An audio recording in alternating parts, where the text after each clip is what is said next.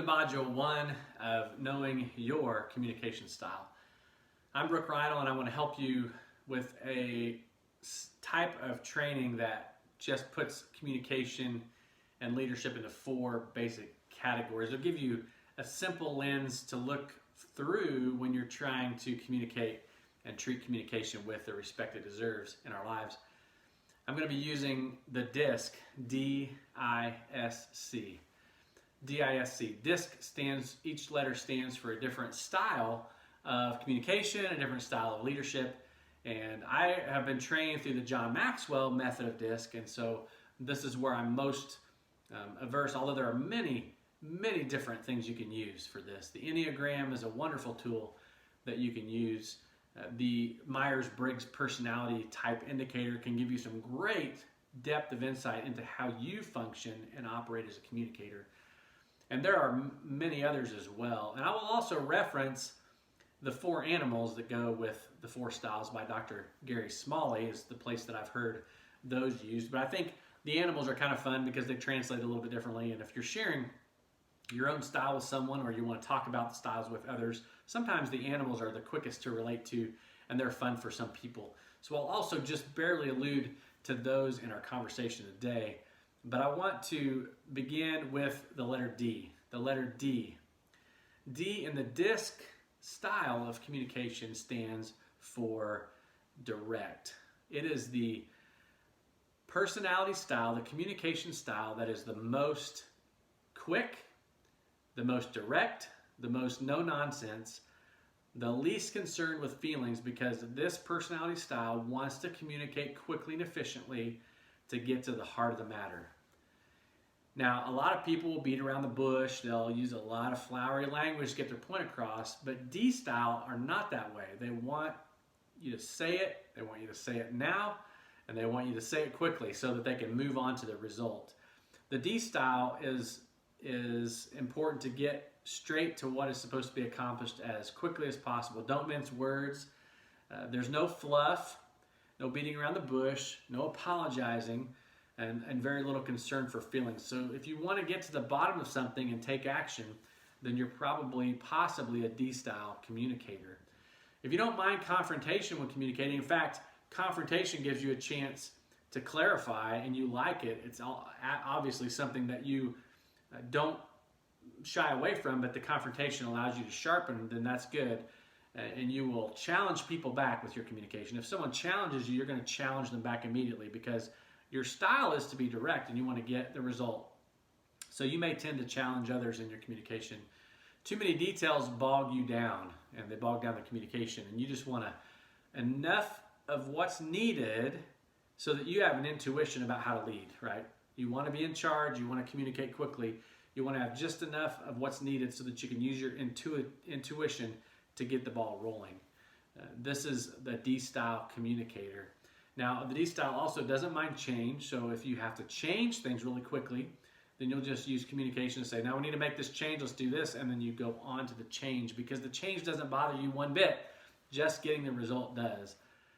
Now, Dr. Gary Smalley uses animals, and for the D personality, the direct style, the dictating style, he uses the animal of a lion, because lions are fierce, and they roar, and if you're going to be in the jungle and you want to be on someone's side, you kind of want to be on the side of the lion because you know they're going to get the results that they want to get, and very few people are going to be able to challenge the lion. So if this is your dominant way of communicating, if the D style fits you, and you're in a group of people that talks about personality, you can say, I'm a lion, and most of them will know exactly what you're talking about. So do you think this style describes you? Do you think you have qualities of lion communication, of direct, dominant communication? Are you okay challenging people to get things done quickly? If this is you, then I want you to consider how you're coming across to others and understand that this is your primary mode of communication. What about others around you? What about coworkers? Do you know any of your coworkers or team members? Or maybe a boss or someone on one of your teams is a D style. You just notice that when someone's sharing a long story, they're just like, can you get on with it? You know, if they're impatient and they're like, just give me the details, or or they walk away. They ignore when things go off on a tangent. They just walk away from the conversation because they're done with it. They don't want to hear it. This could be a D-style person in your workplace or in your family. Think about your children, your spouse, the people around you in the house. Do any of them exhibit this? The last question I want you to think about is, are you a D-style? If you put yourself in this category, are you the same in communication at work as you are at home? Because a lot of what happens in communication styles is a lot of people may think they're a D, but they simply have to be for their work role. And so they'll slip into that and do that for getting the job done when they're on the clock. But if you go to their house, they are not leading their family that way. They're not functioning in a D style in communication or leadership in that environment. So environment does impact how we communicate. But if the people around you are D style at work and maybe they're not at home, that's okay. As long as you know they're in that at work and you can learn to understand that. So think of those people, maybe write them down in your notes. I hope you've downloaded the notes for this particular module and begin to list those people that fit the D style. But let's move on to the next style. The next personality style of communication is the I style. So you have the D and then you have the I. The I style is also known as the inspiring style. If this is you, then you like to make sure everybody's enjoying what they're doing. Okay? People are your lifeblood, and you like to be around people. And so if you're going somewhere, you're not as concerned about the agenda as you are as who's going to be there, right? Now, who's going to be there? Who'd you say was going to be there? Because your interest is, are there going to be people that I can connect with, that I like? And so you're interested in people. You're interested in engaging creative ways that make you feel charged. You seek to inspire people. You're probably a great storyteller. You can keep people's attention for hours by telling stories because you're so animated and you're so inflection. Your voice has so much inflection and you're so good at keeping people on the hook, and you just love and thrive on telling stories and being creative, making people laugh or smile or be on the edge of their seat. You are encouraging to people. You lift everything from negative to positive, and you're a lot of fun. You connect very easily and very naturally. And these are people who you say, he never met a stranger, right? He never met a stranger, because all I styles like to do is connect with people. And you don't mind the spotlight. Most I style personalities do not mind speaking from a stage. They're okay with the attention. They thrive on the energy of the attention, and that's their style. And so they make really good salespeople as well. They also make others feel comfortable because they're just good at talking. Now, Dr. Smalley, Gary Smalley, names this style animal the otter. O-T-T-E-R, the otter. Fun and playful. You can liven a place up, keep people engaged, and if this is your dominant style, if you're in a group of people that have steady personality and you say, I'm an otter personality, they're very likely to know exactly what you are talking about. So let me ask you this. Do you think the otter describes you as a communicator? Or do you think it describes, can you think of a coworker or someone in your workplace that this style describes? Someone who's seen as talking all the time, right? Maybe not doing as much work as their best because they're talking. This is just their communication style. Maybe you know somebody like that. What about family members? Do you know any family members that are more interested in who's going to be there than what you're going to go do? Because they're simply inspired and engaged. They're inspiring personalities, and they love to communicate, and they're very good at it.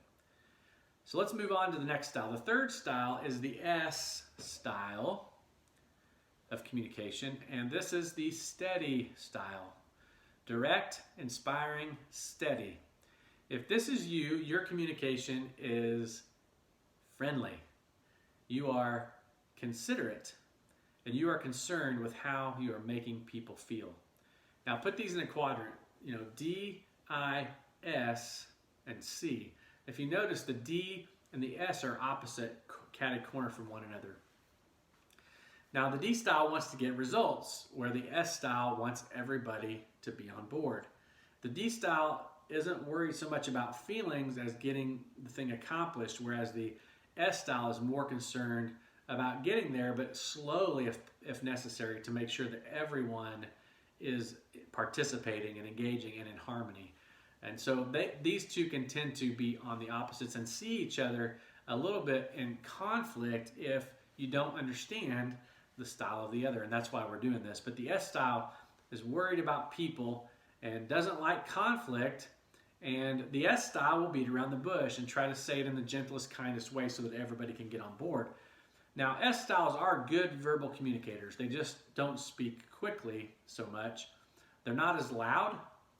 They don't have as many words as the I style, but they are very intelligent at speaking to people, mostly in a one-on-one or small group setting. The S style is concerned with the group. The S style is concerned with the team. The S style wants to make sure that everybody is getting there. And Dr. Smalley names this style by the animal, the golden retriever. The golden retriever. Faithful, attentive, sincere, and easygoing. This person does not like to rock the boat. So if this is your form of communication, you may refer to yourself as the golden retriever, and many students of personality styles will know exactly what you are talking about, the golden retriever. So let me ask you this. Do you think the golden retriever best describes your style? Do you avoid conflict? Do you carefully craft your sentences so that they're less offensive and they still reach people, but they take longer to get there because you're trying to use the language in a way that it is not confrontational? Are you pretty easygoing when it comes to listening? Are you a good listener? This would indicate that you're possibly a golden retriever style. Now, what about your family members? Can you think of any of them that are golden retriever style communicators? Or your coworkers? Not as loud, maybe quiet, but and a lot of times they won't give input, even though they'll have very deep and valuable input. If you just talk to them one-on-one, they're going to be able to communicate with you how they're feeling. So try to identify them and put it in your notes. Let's move on to the last style, which is the C style. So DISC stands for correct. Okay, correct. This style is very, very in tune with details because they want to get it thorough, correct, and complete the first time. If this person has one thing they want when communication happens, that there's nothing to criticize once the communication is given. These people prefer written communication over verbal. They can talk, they can communicate well, but they don't prefer it. They prefer using less energy with interaction with people, and they'd rather you just give them a piece of paper. If they can read it in an email, then they can vet it with their own eyes. They can ask the questions they need, and they don't dispense as much people energy because they can do it with the report. C styles have lots of questions. They have lots of questions. They want every question answered because they don't want to miss a trick. They don't want to miss crossing a T or dotting an I.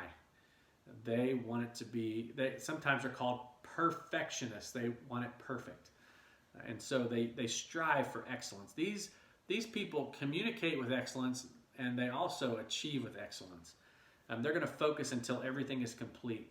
And so they're going to gauge you and others, or if you're a C style, you're going to gauge others by if they're keeping the rules correctly, if they're answering the questions correctly, if they're doing what everyone agreed to do and they're doing it well with their proper order, then you're going to be more inclined to have good communication with them. Dr. Smalley names this style the beaver style. The beaver is calculated and correct, compliant to the rules, and very detail-oriented. So if this is your dominant form of communication, if you'd rather have it in writing, if you ask a lot of questions, if you want it to be correct, if you don't like criticism for the work that you do, you're probably a beaver or a C style.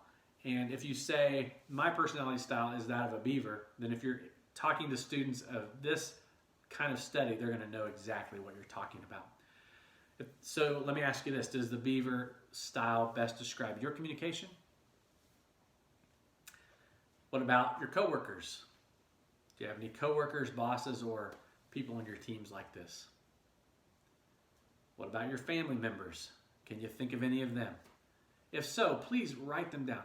The goal of this course is for you to identify both your own style and the style of others because that's going to unlock more favor in your life and your communication than you could possibly imagine if you learn to use what you've learned.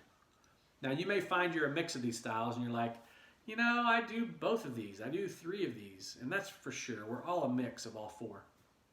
We don't just have 1. We don't just have 2. However, we tend toward 1 or 2 styles. We favor them. We practice them more frequently because they're our preferred way of communicating. So you are a mix, and some blends will show up depending on the situation or the environment. But it's important to know what you fall on the most, what you lean on the most, what you like the most, because that's where you're going to find your success. So before you jump into the next module, I want you to take some time in your notes and identify which style fits most you, especially you. You want to know yours the first. And then secondarily, what about people like your boss or your coworkers, your work teams, and your family members? And keep in mind, again, these change based on the environment, but if you can start to identify these, you're going to really, really start to thrive when you use these in the days ahead. So we'll see you in the next session. We're going to talk about communicating more effectively with others once you know how to identify what their style is.